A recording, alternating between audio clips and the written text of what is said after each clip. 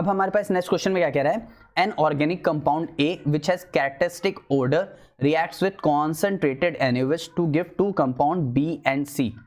ठीक, compound B का molecular formula है C7H8, ठीक है, C7H8 which upon oxidation back to the compound A, मतलब ए जो है कॉन्सेंट्रेटेड NaOH के साथ रिएक्ट करके B और C दे रहा है और कह रहा है अगर मैं B को वापस से ऑक्सीडाइज करूंगा तो मुझे A मिल जाएगा। ठीक है, अगर मैं C को सोडियम सॉल्ट ऑफ कार्बोक्सिलिक, अरे sodium salt of carboxylic acid, इसका मतलब यहाँ पे जो हमारे पास कंपाउंड A है वो कैरेक्टरिस्टिक ऑर्डर कॉन्सेंट्रेटेड NaOH के साथ रिएक्ट करके दो कंपाउंड दे रहा है। इसका मतलब ये रिएक्शन है यहाँ पे कैनिज़ारो रिएक्शन। कौन सी रिएक्शन है? Cannizzaro reaction. कैनिज़ारो रिएक्शन ये लैक ऑफ अल्फा हाइड्रोजन होती है। कैसी? Lack of alpha hydrogen. Alpha hydrogen क्या होता है? जो कार्बोनिल ग्रुप्स होते हैं उसके साथ जो कार्बन लगा होता है वो अल्फा कार्बन, और उस कार्बन के साथ जो H लगा होता है वो होते हैं अल्फा हाइड्रोजन। कुछ समझ आए?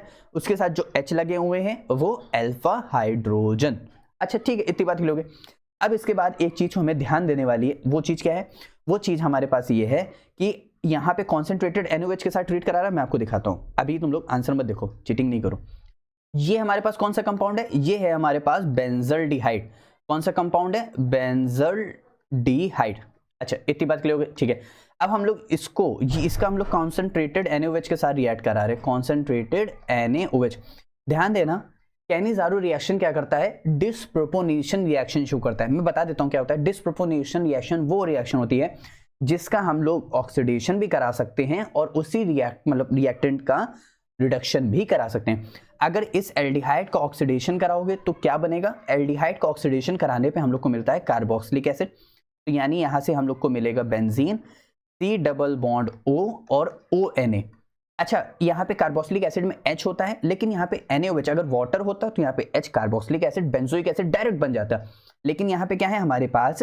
तो sodium salt of carboxylic acid, ठीक है। या फिर इसको हम लोग बोल सकते हैं सोडियम, बेंजीन है ना, तो बेंजोएट, ठीक है। जैसे हमारे पास CH3, C double bond OO minus रहता है, सोडियम एसीटेट, सोडियम बेंजोएट। अब यहाँ पे लेकिन उसका रिडक्शन करेंगे, एल्डिहाइड का जब भी रिडक्शन करोगे तो हम लोग को क्या मिलता है? अल्कोहल। कितने कार्बन है ऊपर? एक कार्बन, तो COH, लेकिन कार्बन की वैलेंसी कितनी है? 2, तो कितने H चाहिए? 2, तो CH2, बेंजाइल अल्कोहल। अब समझ आ गया? ये कंपाउंड B है, ये कंपाउंड C है, ठीक है। अब कह रहा है कंपाउंड, हाँ, B का वापस से ऑक्सीडेशन करने पे हम लोग को क्या देगा? कंपाउंड B का वापस से ऑक्सीडेशन करने पे हम लोग को देगा क्या? एल्डिहाइड। वो तो जाहिर सी बात है देगा भाई, B का ऑक्सीडेशन करोगे तो एल्डिहाइड मिल जाएगा, ठीक है। और कंपाउंड B का कह रहा मॉलिक्यूलर फॉर्मूला जो है ना वो C7H8O है। आओ देख लेते हैं। 6 कार्बन और ये 7 carbon, C7 fix, H8 5 carbon, 6-7 carbon, 8 carbon, तो H8 एक ऑक्सीजन, तो एक ऑक्सीजन, पूरा फिट तो फिट हो गया, ठीक है। आगे ध्यान देते हैं। अब कह रहा है जो sodium salt of carboxylic acid है उसका हम लोग सोडा लाइम के साथ रिएक्शन करा रहे हैं। किसके साथ रिएक्शन करा रहे हैं? Carboxylic acid treatment with soda lime. Soda lime क्या होता है बच्चों? सोडा लाइम होता है हमारे पास, मैं यहाँ पे लिख देता हूँ, NaOH plus CaO। NaOH plus CaO react करता है सोडा लाइम की तरह, और प्रोडक्शन किसका करेगा? एल्कीन का, एल्कीन का। अगर बेंजीन एरोमेटिक कंपाउंड है तो बेंजीन, और अगर एलिफेटिक है तो एल्कीन, ठीक। अच्छा अब कैसे? यहां पे ध्यान देते हैं। यहां पे मेरे पास क्या है?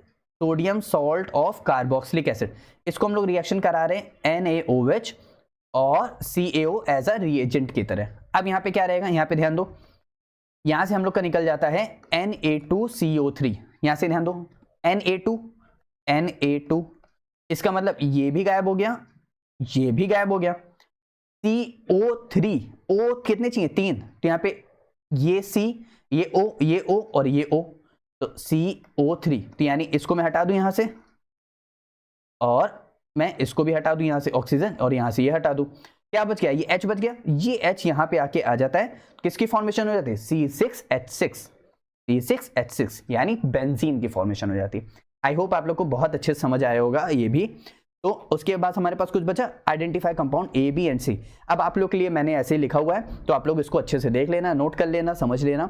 इसीलिए मैंने आप लोग को, अब देखो एग्जाम में क्या होता है, कभी कभी बच्चा बेंजीन देख के थोड़ा सा घबरा जाता है या स्ट्रक्चर नहीं बना पाता है, तो आप लोग यहाँ पे क्या कर लेना, इसको इस तरह लिख लेना, मतलब एक चेन फॉर्म में, तो शायद ज़्यादा आसानी हो जाए।